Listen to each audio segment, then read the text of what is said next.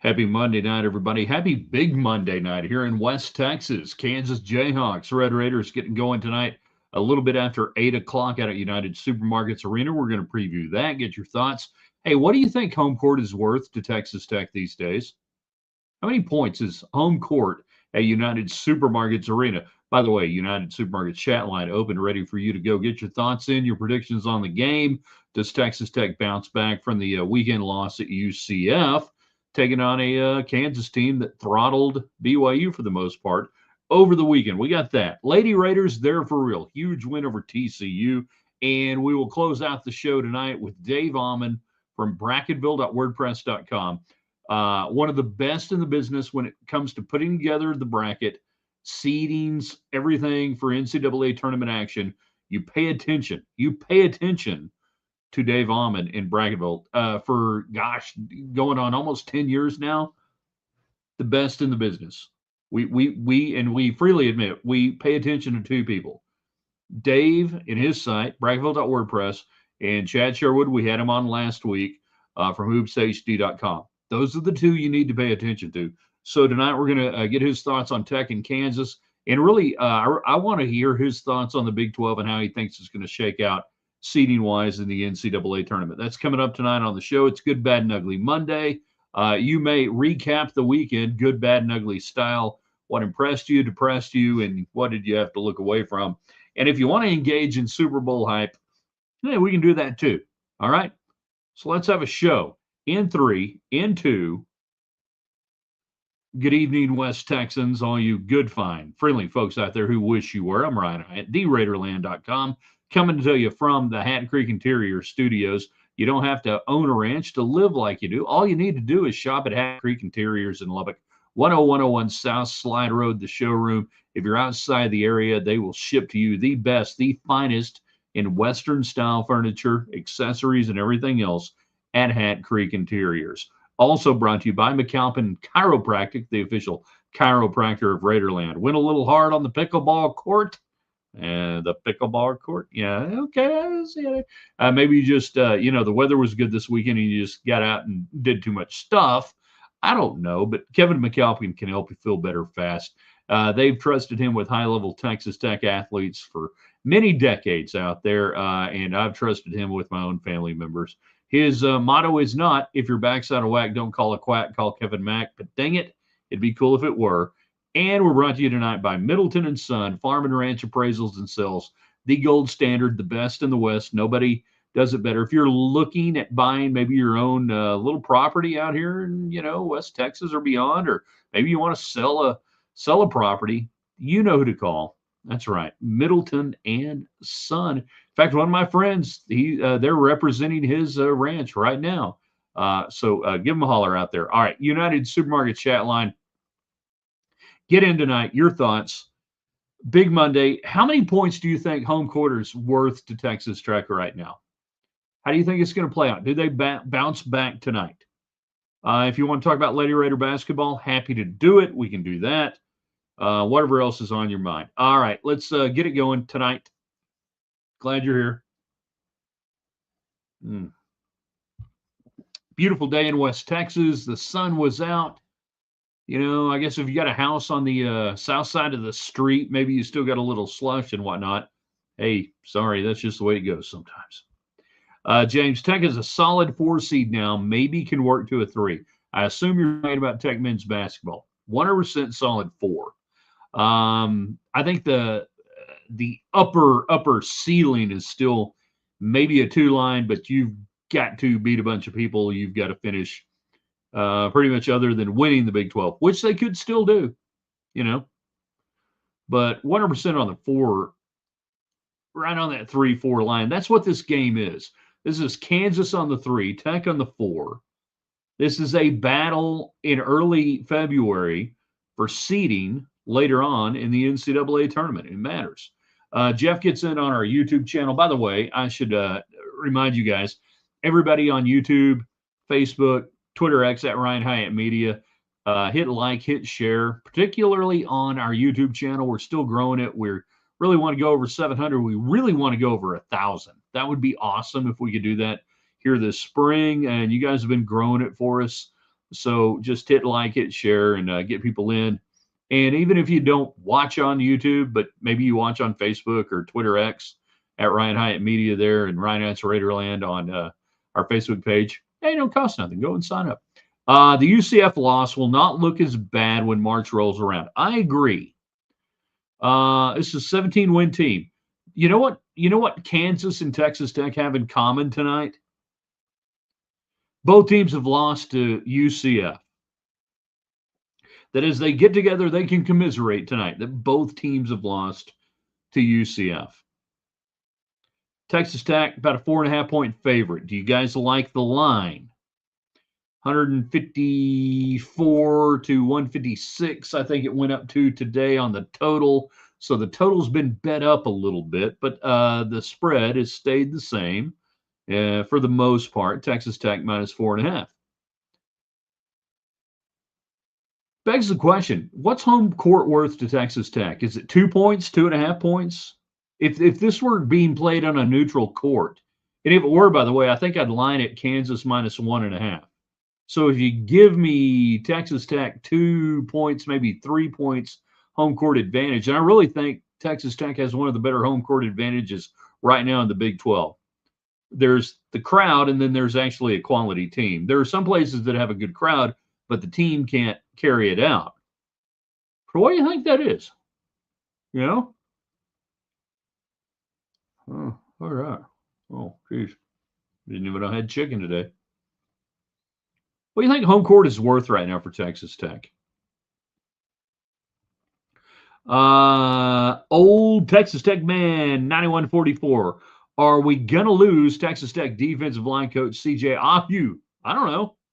If he wants to leave, he'll leave. If he wants to stay, he'll stay. That's how easy that works. I typically don't worry about position coaches. No offense to any position coaches. All right? No offense whatsoever. But I don't expend a lot of energy on that. Hope he stays. Seems like a good coach. But if you want to go, you got to go. Lynn, full moon in the west at 6:30 a.m. Full moon has been driving all the animals at my place crazy. Dogs, cats, skunks, weird stuff going on. We got, in the words of Tom Petty, full moon fever. Jared jumps in on Facebook. Ryan Hyatt's Raiderland on Facebook. Shout out to all the teachers starting the long grind towards spring break. It's February. Spring break's like 6 weeks away. Like 1, 2, 3, 4, 5, 6, and it's like 6 weeks away. You'll make it. James, does Bracketville have a women's bracket prediction? No, they do not. Student body is worth 4 points, says Lynn. I would not give you 4. I might give you 2.5. I would give Texas Tech home court advantage about 2 points on a given night. On a given night. Certainly not 4. I don't know anybody that would give them 4. Jeff gets in on our Facebook page. 3 to 4 seed, great for Tech. All right, so what's the biggest difference, 3 to 4 seed? So you play Sweet 16, Elite 8, right? I think Texas Tech can be a 3 seed. They need to win this game tonight. I didn't say they have to. I said they need to. They need to win this game tonight to be a 3 seed. If you don't win this game tonight, you got to do a lot of stuff. But this is one of those early February games. You win it. It matters in March. James, the crowd was the 2-point difference in the win for the ladies yesterday. Yeah, you had about 6,000 tickets sold and good crowd, loud crowd. I think Snutta Collins had a lot to do with it there, James. Biggest thing for me yesterday, they're learning how to win games against high-level competition, close games. And they did it without Bailey Maupin having any sort of a good day. That they did it without Bailey Maupin being able to have a major impact. And Snutta Collins said, jump on my back. And they did. What you have, 28? Can't remember now. JC Double T. Tech just did the Big 12 And solid securing the Citronauts dance card. Oh, talking about losing to UCF. All right, there you go. I think Tech at home is worth 6. Is that high? What's the average? Average would be anywhere between 1.5 and 2.5. That's real high. Jeff, Christian A is going to have a better game tonight than he did Saturday. The whole team's going to have a better game, particularly on the defensive side. Covering out, getting to shooters was poor. Rebounding was awful, horrible. And that's this team. When they're not good, they don't rebound. When this team is not good, they're porous defense. And then they complement that by not being able to shoot their way out of it. And this is still a volume 3 shooting team, much to my chagrin. I don't think they should be, but I rail against a lot of what goes on offensively in college basketball and the NBA today. I am a dinosaur when it comes to offensive-minded stuff, but that's just me. So, yeah, all of them have to play better. All of them have to shoot better than what they did. Lady Raiders have been getting screwed by the referees lately. Really? So I thought they won some games lately.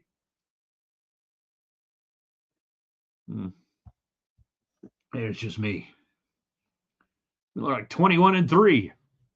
They didn't get screwed in the 2 of the losses. They didn't rebound. They didn't shoot well. Robert Delgado taking in a doubleheader tonight. UNC Syracuse and Texas Tech and Kansas. I mean, my goodness, it's the old ACC versus the Big East in the late 1990 or 80s or 90 or whatever. What would we want on that one? Ronnie Cycli or Earl the Pearl Monroe, or who would we want on that tonight? If KU loses tonight, will Self be on the hot seat? No, absolutely not. He owns KU. He can do anything he wants. They will never, ever, ever, ever, ever getting back together again, firing him. He will not be on the hot seat. Not at all. Completely not on the hot seat. All right, you guys jump in tonight. Your questions, your comments, your thoughts. Big Monday. How many points is home court worth? Let's start giving some score projections. I'll give you mine here in a second. If you want to talk Lady Raiders, we can. Dave Ommen from Bracketville.wordpress.com going to join us in a little bit. We'll get his thoughts on the matchup. And then really, I'm almost more intrigued on the Big 12 and how he thinks the top seeds will shake out. Will the Big 12 have a number 1 overall seed? And right now, that would probably be Arizona.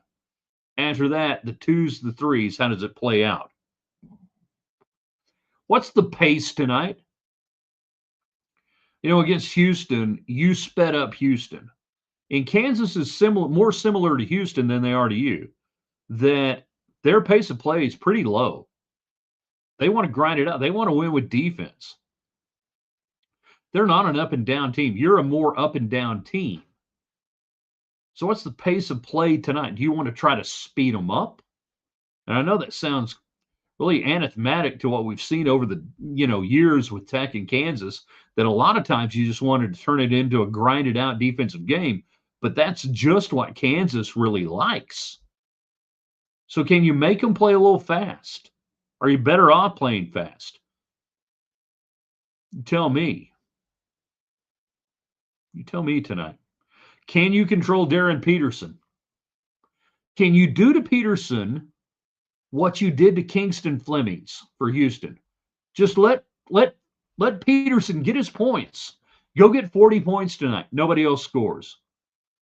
We get everybody else into foul trouble, and we go beat you that way. And then there's the Grant McCasland factor, who doesn't lose to Kansas. What was it? 79-50? Last time in Lubbock, beat them there last year. You tell me. Get your thoughts in real quick. Let's go. I've got thoughts on the score. I'll give you mine here in a little bit. All right. JCTT. Hopefully UCF spreading out and playing one-on-one is not a formula others try to copy versus Tech. That's fine if they want to do that. It's just up to Tech to cover out and guard and play good defense. I thought Tech was thick-legged Saturday. They just didn't move. Tech wins 78-75. James is saying no cover, unless the line has changed. No cover. So James is saying bet your house on Kansas to cover tonight. First one is 70 wins. I don't think 70 is going to get it done tonight. In fact, I don't know that 75 gets it done tonight, Jeff. How about that? Robert texts 75-69. I don't know that 75 gets it done. Joseph jumps in on our Facebook page. Texas Tech wins 71-67. Pound it inside to Toppin. Send it in Jerome. Send it in Jerome to Toppin. 71-67. What would the line be if it were at Kansas? I would say probably Kansas minus 2.5. 2.5, 3.5, right in through there. Right, almost where it is. Neutral court right now, I would actually have this favored Kansas minus 1.5 if I were lining this out on a neutral court. Old Texas Tech man, I'm talking about calls. Our girls stuffing opponents, clearly getting called for barely touching a player. I don't know. I haven't watched much women's basketball in my lifetime. I'm not really familiar with the product, Old Texas Tech man, so I really probably shouldn't weigh in on that discussion. I don't know much about women's basketball. That's tasty. JCTT 87-77. Well, now we're just getting crazy. I think Grant does his best coaching in big games. Big game Grant has a nice ring to it. So you're saying he's Bob Stoops and he's going to lose to all the bad teams. Oh, I see what it is.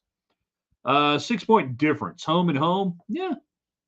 Almost a 6-point difference between these two teams because they have two of the best home court advantages. That's what I'm saying. If it were a neutral court, I'd probably say Kansas minus 1.5 right now today.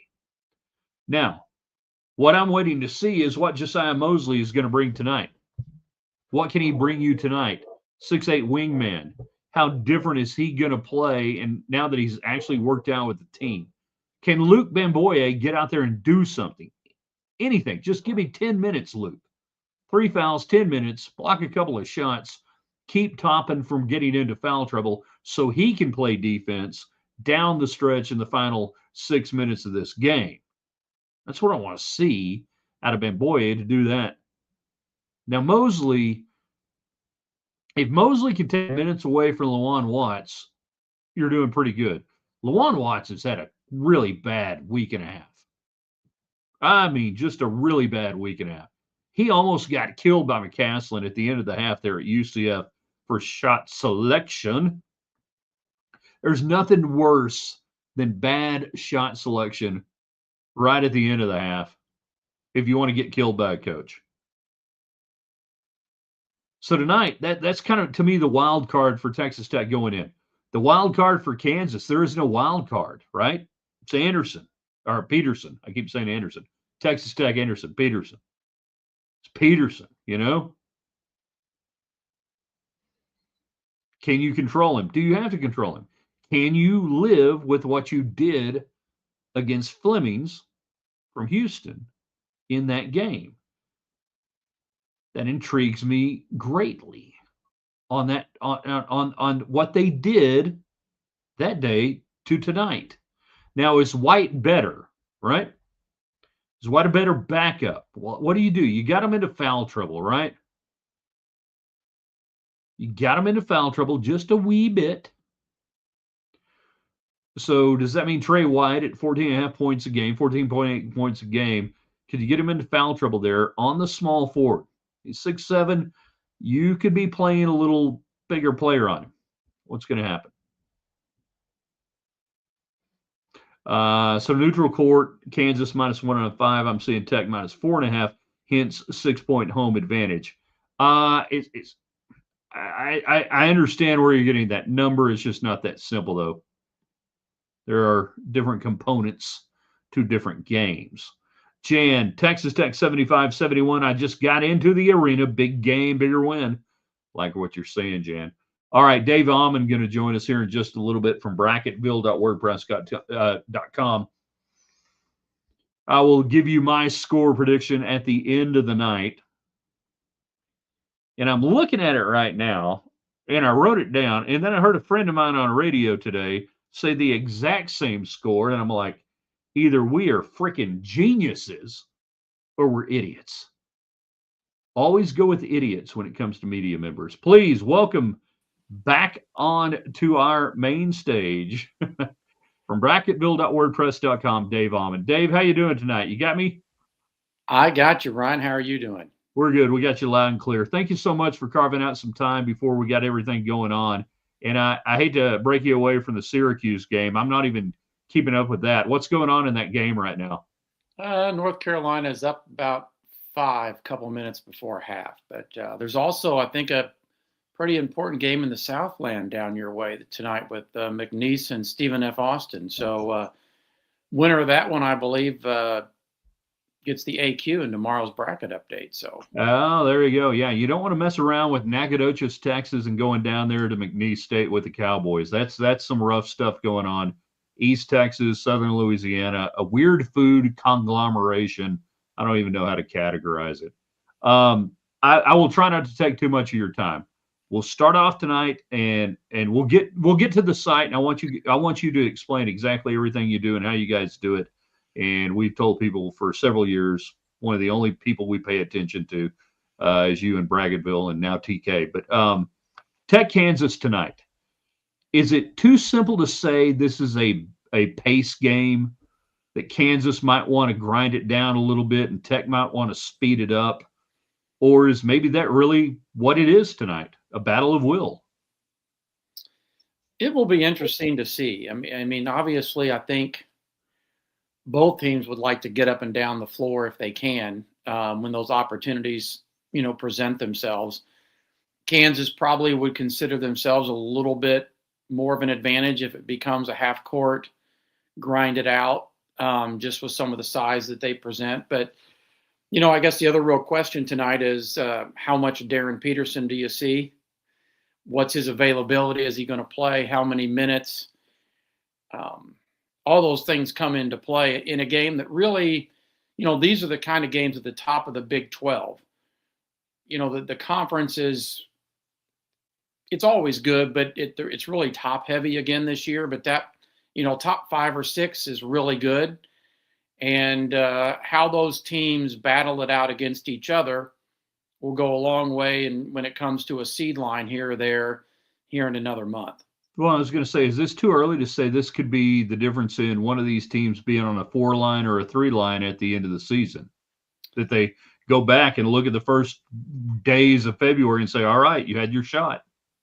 Well, it's never comes down to just one game, but, when you're playing all of these, yes, the more high quality quad 1A victories you can have, that can be a differentiator between being a 12 or a 13 on a seed list, which is the difference between a 3 and a 4 seed, or for that matter, the difference between the 16 line and the 17 line, which is the difference between being a protected seed and a 4 and, being a 5 seed. So it all matters a little bit at a time. As we head into tomorrow, obviously Kansas, if you win on the road, it's worth even more. So, a chance for them probably to get to the back end of the 3 line tonight. I think a loss, Kansas stays where they're at, and Texas Tech probably stays right where they are heading into tomorrow by beating Kansas at home tonight.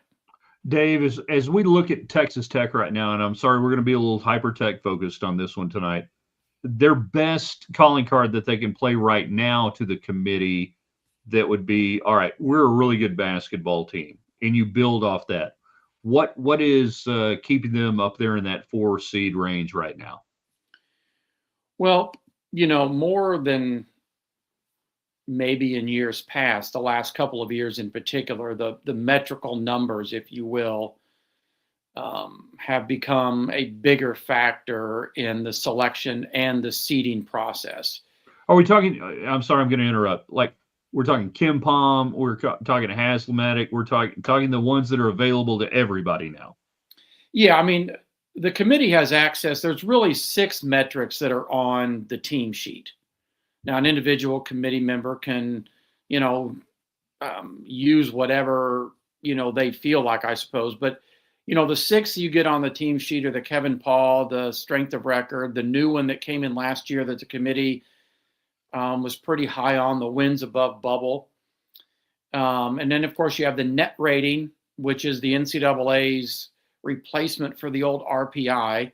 Yeah. And then there's 3 additional predictive metrics: the BPI from ESPN, KenPom, and then the Bart Torvik T-Rank index. So, when you look at all of those, or you kind of get a resume number and a predictive number, and how those fit together, and particularly if they're kind of aligned, you can get kind of an idea about where they're going to start the conversation. And then the nuance, of course, is how well did you play on the road? How strong was your non-conference schedule? Who did you beat? Who did you lose to? Where did you win? Those kinds of things then become the differentiators when you have a group of teams that are somewhat similar. But the numbers right now suggest that Tech's right there along the middle area of a 4 seed, top of the 5 line type of a thing. So in tonight's outcome's probably not going to change that significantly, right, unless somebody wins the game by 25 points, which I don't think we anticipate happening. Agreed. All right, so let's go bigger picture, Big 12. Again, hyper-focused in my world on Big 12. You look around, you go, this league seems pretty good. I grew up on the old Big East or ACC before that, and then Big East in the 80s, and then ACC 9. All right, so we've seen really strong leagues and how they would control bids. But in today's era, will that be the same this year, maybe with the Big 12? Is it hyperinflated because of the top 5 or 6? Where do we look now that? And I think the other thing, this is like 8 questions in one, that I have a hard time coming to grasp with, is the conferences have so many teams in them now that it's not like looking at a 12-team conference anymore. I don't know what the question is there, Dave. You figure it out. Is the Big 12 as good as we think it is up top? I think it's hard to argue that the top of the Big 10 and the top of the Big 12 are really strong. Now, I think maybe the middle and conference, the SEC, might have a bit of an edge there. But if you look, for example, at the Big 12, I mean, Arizona's obviously the number 1 overall in most people's brackets right now, if you're looking at it from that standpoint. We know that Iowa State and Houston are really good teams. We know that Kansas and Texas Tech are really good teams. So there you've got 5 that could all be protected seeds on Selection Sunday, which means they'd be in the top 16. And then you've got BYU, who is more than capable of being in the same conversation with that group. And then you kind of have maybe a little bit of a drop off to Central Florida, still a really good basketball team, and a team that looks like they're going to be an NCAA tournament team. So that gives you 7 teams out of the Big 12 that, as we sit here today, I would say probably 6 of them are close to being locks at this point. It's hard to say that a month out for sure, but, there's just the odds of what would have to happen for those 6 teams, one of them to not make it. Something significant would have to happen. So assuming Central Florida, at least plays it even from here on in, that's going to give you 7 teams. And then the question becomes, can they get an 8th team? Can an Oklahoma State sneak in? West Virginia's sort of hanging around on the periphery. TCU has some nice wins, but can't seem to get out of its own way. I don't know if Baylor has a run in them or not. It's hard to see them maybe being consistent enough to get that done. So I would say we're looking at a strong 7 from the Big 12. Possibility of getting an 8th team if somebody decides to have a nice run at it here in February. All right, one more day before we get out here tonight. We're talking about the proliferation of 90 teams in a single conference. How has that made your job more difficult on bracketing principals, working with the committee and trying to figure out how do we keep conference teams away from each other and everything else? Because I mean, they obviously have their principles. We try to avoid that, but when you got a team like the Big 12 and a Big 10, that there's a logjam. There's only so many 3s, 4s, and 5s that you can put there.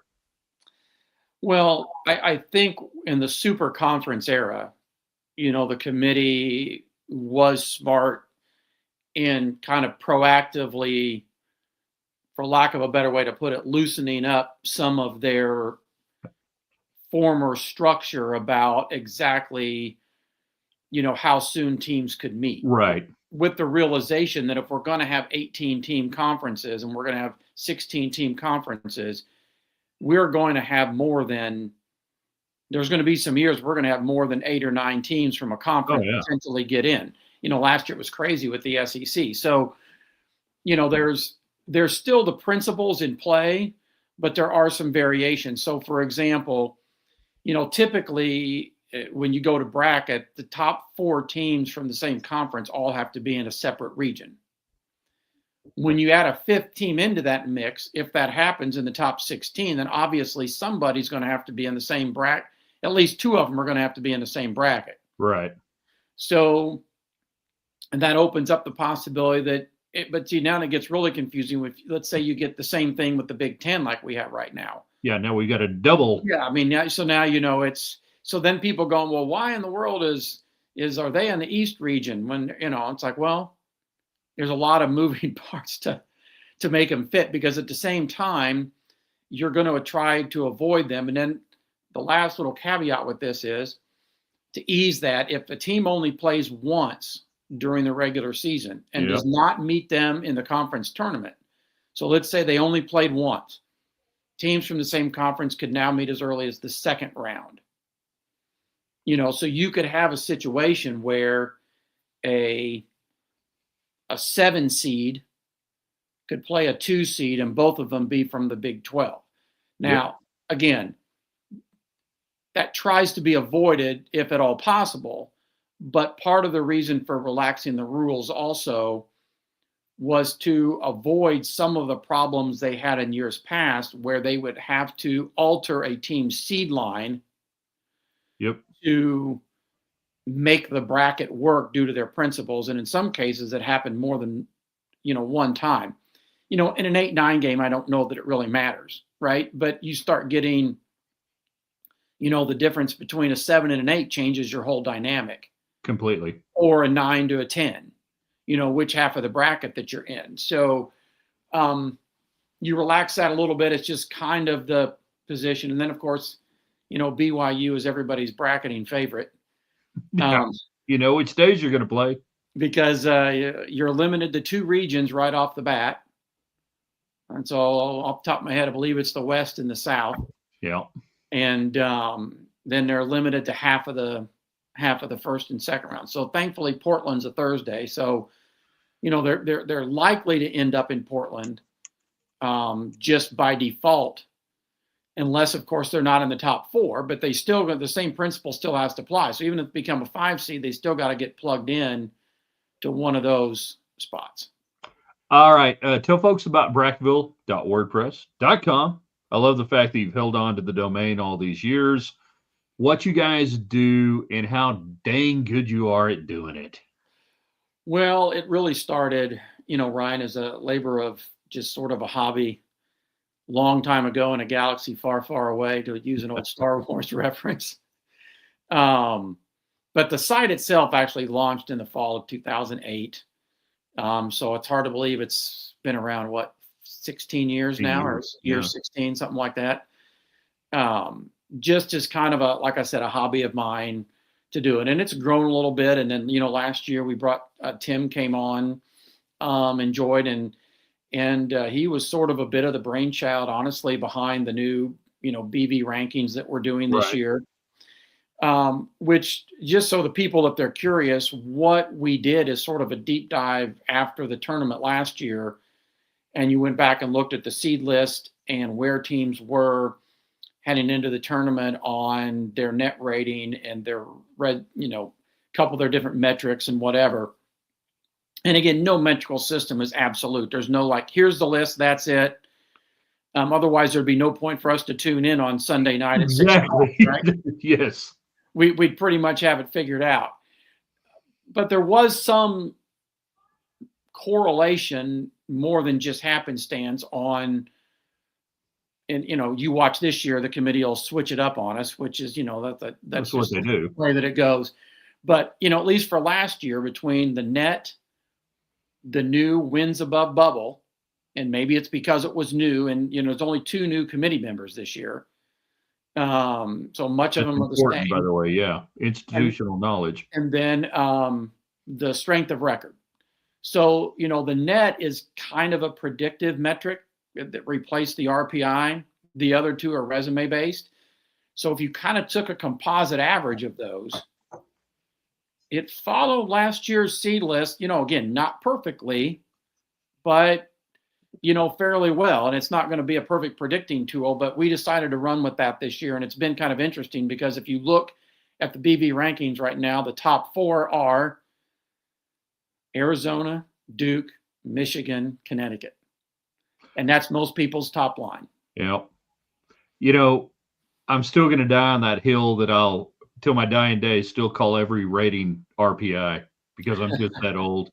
It'll always be the RPI. Dave, thank you so much. Enjoy the rest of the games tonight. We'll get you back on and maybe TK and, in the coming weeks and everything. But I just want to thank you so much for the content you create, what you do. And I can't tell people enough, or particularly Texas Tech people, pay attention to what you guys do because nobody's better, okay? Well, I appreciate it, Ryan. One last note. I know in years past, we used to have some conversations about Tech's out-of-conference schedule, but they've really stepped that up. And amen. And that goes a long way toward helping them get where they want to be. When you start getting it, it could save them a seed line or 2. Absolutely. Come March. So, good for them on getting that done. It's a win for the fans. It's a win for college basketball. And I think it's a win for them in March as well. Absolutely. All right. We'll visit with you again soon. Thanks, man. All right. Thanks, Ryan. Thank you. Dave Ommen, everybody, hanging out there at Bracketville.wordpress.com. All right. Real quick tonight, before we get out of here, I don't know. What are we going to do? Oh, yeah. 82-76. That's my final score. 82-76. All right. 82-76. Philip gets in. I have a problem with you not caring about biathlon and curling this year. I don't care about the Olympics. I don't. I know, reference to the post earlier today at theraiderland.com. All right, we got to get out of here. We're going to have this posted, theraiderland.com. I'm going to hop on VSIN, Vegas Stats and Information Network with Matt Humans, and I think it's Tim Murray tonight here in a few minutes. So I got to get out of here. We had fun. See you in a little bit.